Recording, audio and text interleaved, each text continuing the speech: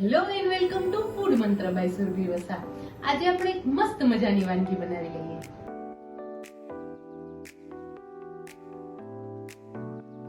જે ચાળણી મેં મૂકેલી છે એના ઉપર તેલ લગાવી દીધું છે અને હવે એની અંદર હું આ મુઠિયા મૂકી દઉં છું.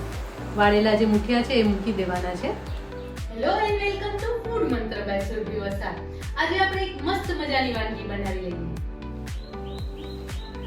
ગુજરાતીઓના ફેવરિટ એવા દૂધીના મુઠિયા આજે બનાવી લઈએ. દૂધીના મુઠિયા તો બધા પોતાના ઘરમાં બનાવતા જ હોય છે. આમ છતાં પણ જ્યારે પણ બનાવે ને ત્યારે એવું થાય કે એકદમ કડક થઈ જાય છે, સોફ્ટ નથી બનતા. તો આવા બધા પ્રોબ્લેમનું આજે સોલ્યુશન આવી જશે ને એના માટે મેં અત્યારે લગભગ 300 થી 350 ગ્રામ જેટલી દૂધી લીધેલી છે. અને આ સૌથી પહેલાં આ દૂધીને આપણે છીણી લઈશું, છોલી લઈશું અને છોલીને છીણી લેવાની છે. હવે દૂધીના મુઠિયા જનરલી અલગ અલગ રીતે બનતા હોય છે. ઘણા લોકો ઘઉંના જાડા લોટમાંથી બનાવતા હોય છે, ઘણા લોકો કણકી કોરમાના લોટમાંથી બનાવતા હોય છે. અત્યારે આપણે ઘઉંના લોટમાંથી બનાવીશું અને આ જે દૂધીના મુઠિયા છે એકદમ સરસ સોફ્ટ બનશે અને એકદમ ટેસ્ટી પણ બનશે. તો સૌથી પહેલાં આપણે દૂધીને આવી રીતે છોલી લેવાની છે. છોલી અને પછી એને છીણી લઈશું. પાતળી છાલ કાઢી લેવાની છે. અને અત્યારે દૂધી બહુ જ સરસ આવતી હોય છે અને દૂધીના મુઠિયા નાસ્તામાં પણ ચાલે અને જમવામાં પણ. એક ટાઈમ તમે સાંજના ઇવનિંગ સ્નેક્સમાં અથવા તો સાંજના જમવામાં એવું થાય કે મારે લાઇટ જ જમવું છે તો પણ તમે લઈ શકો છો. હવે અત્યારે આ દૂધીને આપણે છીણી લઈએ છીએ.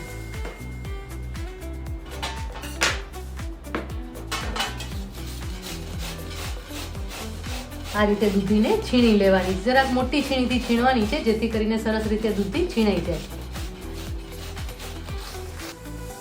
જો દૂધીને મેં આ રીતે છીણી લીધી છે. હવે એની અંદર 2 મોટી ચમચી કોથમીર ઉમેરી લઈશું. કોથમીરનો સ્વાદ બહુ જ સરસ લાગે છે. એની સાથે 2 ચમચી તલ લઈશું. તલ જ્યારે પણ મુઠિયામાં ઉમેરીને ત્યારે એનો સ્વાદ પણ બહુ જ સરસ લાગે છે. હવે બધો જ મસાલો કરી લેવાનો છે. હવે ખાસ એ વાતનું ધ્યાન રાખવાનું છે કે નોર્મલી આપણે જ્યારે પણ મુઠિયા બનાવતા હોય ને ત્યારે સૌથી પહેલાં લોટ લઈએ અને એની અંદર બધી જ વસ્તુ ઉમેરતા હોય છે. એના કારણે શું થાય છે કે દૂધીના મુઠિયા આપણા સરસ પોચા નથી બનતા. પણ જો આ રીતે તમે દૂધીના મુઠિયાની કણક તૈયાર કરશો ને તો મુઠિયા એકદમ ટેસ્ટી બનશે. હવે એની અંદર 1 ટીસ્પૂન હળદર લઈશું, 1/2 ટીસ્પૂન હિંગ લઈશું, 2 ટીસ્પૂન લાલ મરચું પાવડર લઈશું, 2 થી 3 ટીસ્પૂન ધાણા જીરું પાવડર લઈશું, 1 ટેબલસ્પૂન ખાંડ લેવાની છે, 5 ચમચી ગરમ મસાલો ઉમેરી લઈશું અને હવે આને મિક્સ કરી લેવાનું છે. સાથે તેલ ઉમેરી લઈશું. 1 ટેબલસ્પૂન તેલ લઈશું. સોફ્ટનેસના કારણે, તેલના કારણે પણ સોફ્ટનેસ આવતી હોય છે એટલે હંમેશા તેલ ચોક્કસથી ઉમેરવાનું છે. મિક્સ કરી લઈશું. આ બધી જ વસ્તુને પહેલા મિક્સ કરી લેવાની છે.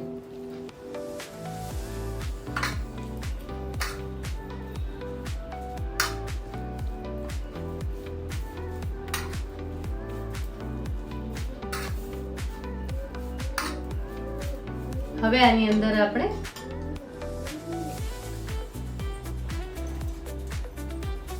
5 ચમચી સોડા ઉમેરી લઈશું. સોડા પણ ઉમેરવા જોઈએ. સોડા ઉમેરવાના કારણે પણ જે સોફ્ટનેસ છે એ બહુ સરસ આવે છે. એટલે 5 ચમચી જેટલા આપણે સોડા ઉમેરી રહ્યા છીએ અત્યારે. સોડા પણ જ્યારે શાક ઉમેરતા હોય ને એની સાથે જ ઉમેરી લેવાના છે. અત્યારે મેં ફક્ત દૂધી જ લીધી છે પણ એના સિવાય તમે એની અંદર કોબી છે, પાલક છે, તમને જે પણ વેજીટેબલ્સ ગમતા હોય એ તમે ઉમેરી શકો છો. અને સાથે અત્યારે 2 ચમચી દહીં લઈશું. થોડું ખટાશ પડતું દહીં લઈ રહ્યા છીએ. હવે એમાં આપણે લોટ ઉમેરી લઈશું. અત્યારે મેં 1 કપ ઘઉંનો લોટ લીધો છે. ઘઉંનો રોટલીનો જે આપણો લોટ હોય ને એ જ લોટ મેં લીધેલો છે. એની સાથે 1/2 કપ સોજી લીધેલી છે અને 1/2 કપ ચણાનો લોટ લેવાનો છે. ચણાના લોટના કારણે એનો સ્વાદ બહુ જ સરસ આવે છે. હવે બધી જ વસ્તુને સરસ રીતે હાથેથી મિક્સ કરી લેવાની છે અને કણક તૈયાર કરી લેવાની છે. હવે આની અંદર પાણી ઉમેરવાની જરા પણ જરૂર નહીં પડે. પાણી ઉમેરશું ને તો આ મિશ્રણ ઢીલું પડી જશે અને આપણે એની કણક જેવું મિશ્રણ તૈયાર કરવાનું છે. એટલા માટે એની અંદર આપણે પાણી નથી ઉમેરતા, કારણ કે દૂધી પોતાનું પાણી છોડે છે અને આની અંદર આપણે દહીં પણ ઉમેરેલું છે. સરસ રીતે મિક્સ કરી અને કણક તૈયાર કરી લેવાની છે. હવે એની અંદર આપણે મીઠું ઉમેરી લઈશું. કણક એકદમ તૈયાર કરી એના પહેલા જ આપણે મીઠું ઉમેરી લેવાનું છે. અત્યારે હું 1 ટીસ્પૂન જેટલું 1 થી 1.5 ટીસ્પૂન જેટલું મીઠું ઉમેરી રહી છું. જો એકદમ સરસ કણક તૈયાર થઈ ગઈ છે અને આવી રીતની સોફ્ટ કણક છે. આ રીતની કણક તૈયાર થઈ છે. હવે એના રોલ વાળી લેવાના છે. તો રોલ વાળતા પહેલા હાથને છે ને થોડો તેલવાળો કરી લેવાનો છે, જેથી કરીને રોલ સરસ રીતે વળી જાય. સોફ્ટ કણક તૈયાર થશે અને આ રીતે એના રોલ વાળી લેવાના છે.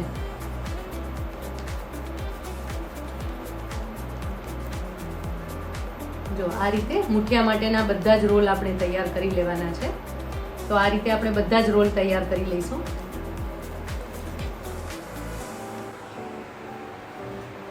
રોલને મેં વાળીને આ રીતે તૈયાર કરી લીધા છે અને સ્ટીમરને મેં પણ ગરમ કરી લીધું છે. હંમેશા જ્યારે પણ તમે મુઠિયા ઢોકળા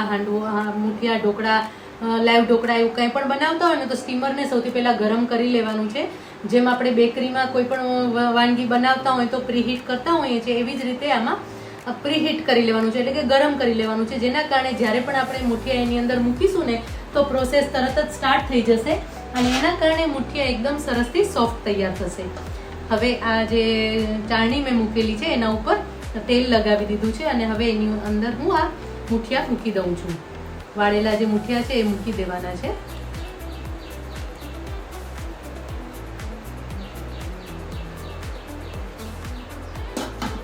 હવે એને 15 થી 20 મિનિટ સુધી આપણે સ્ટીમ થવા દઈશું. જો મુઠિયા એકદમ સરસ બફાઈ ગયા છે અને જાળી પણ સરસ અત્યારે જ દેખાઈ રહી છે. હવે આ મુઠિયાને આપણે કટ કરી લઈશું. તો આવી રીતે કટ કરી લેવાના છે. કટ કરશો ને એટલે તરત જ તમને દેખાશે કે એની અંદર એટલી સરસ જાળી પડી રહી છે. તમે એક મુઠિયો લેશો ને હાથમાં તો જોઈ શકો છો કે આ મુઠિયો છે કેટલો સરસ, એની અંદર જાળી કેટલી સરસ દેખાઈ રહી છે ને. અને તોડશો તો એકદમ પોચા રૂ જેવા દેખાશે. તો હવે આવી રીતે આપણે બધા જ મુઠિયાને કટ કરી લઈએ.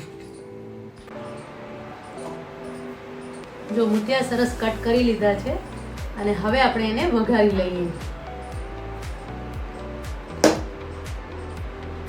3 થી 4 ચમચી જેટલું તેલ લઈશું.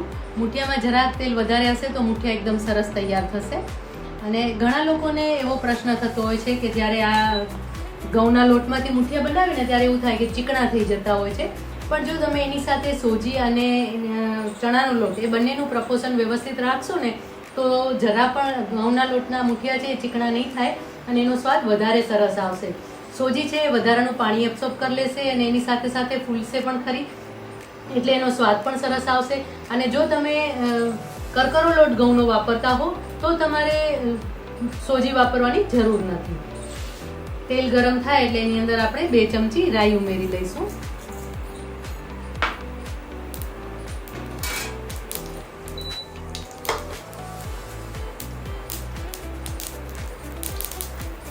બે ચમચી તલ ઉમેરી લઈશું.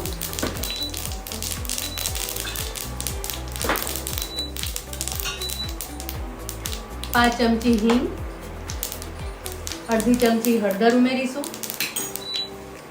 એની સાથે 2 લીલા મરચા અને 2 આખા લાલ મરચા ઉમેરી લેવાના છે. સાથે લીમડો ઉમેરી લઈશું અને 2 થી 3 ચમચી જેટલું પાણી ઉમેરી લઈશું.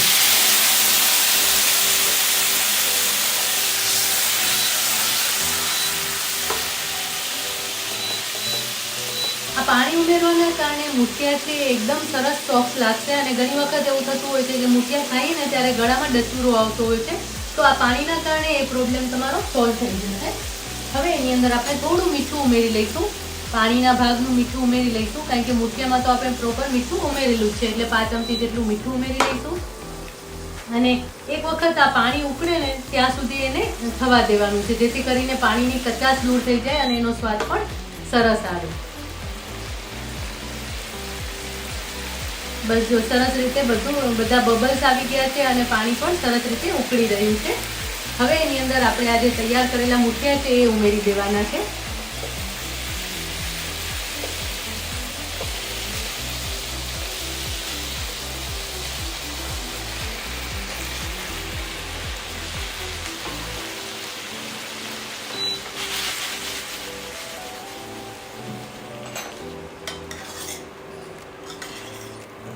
સરસ રીતે મિક્સ કરી લેવાનું છે. હવે